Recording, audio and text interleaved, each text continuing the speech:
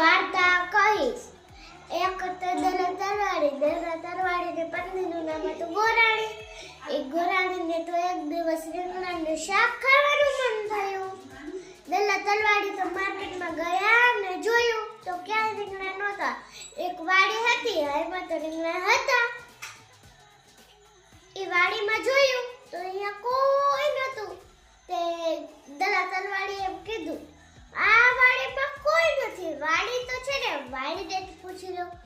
વાડી, ઓ વાડી, બોલો ને દલા તલવાડી. દલા તલવાડીએ એમ કીધું, રીંગણા લઉં 2-4. વાડી કઈ બોલે ન બોલે, તેને પોતે જવાબ આપ્યો, અરે લ્યો ને 10-12. એ તો 10-12 લીધા ને ઘરે ગયો. તેને પત્નીને તો રીંગણાનું શાક બહુ ભાવ્યું. બીજે દિવસે એવું કર્યું, તેને મારે રીંગણાનું શાક ખાવું છે. દલા તલવાડી ઈ દિવાળીમાંથી રીંગણા લીધા ને ઘરે જાય. નાની દરરોજ એમ કહેતી, મારે રીંગણાનું શાક ખાવું છે.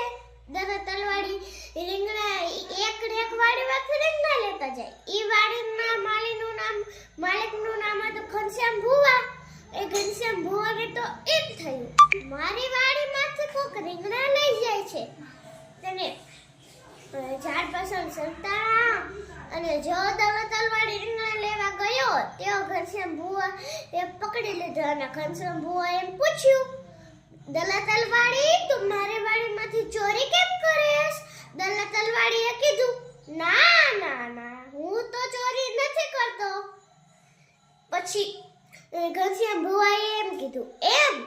પછી એમની વાડીમાં એક કૂવો હતો, તેની પાસે લઈ ગયા અને પગે રાંઢું બાંધ્યું. અને ઘનશ્યામ ભુવાએ પૂછ્યું, કૂવા, ઓ કૂવા, બોલો ને ઘનશ્યામ ભુવા. તે ઘનશ્યામ ભુવાએ એમ કીધું, ડોકા ખવડાવું 2-4. કૂવો કઈ બોલે ન બોલે, તેને પોતે જવાબ આપ્યો, અરે ખવડાવને 10-12. એ તો 10-12 ખવડાવ્યા અને ઘરે ગયો. 10-12 ખવડાવ્યા અને દલા તલવાડીને પોતાની ભૂલ સમજાડી. આ વાતો પરથી શીખ શું મળે છે કે આપણે કોઈ દિવસ ચોરી કરવી જોઈએ નહીં.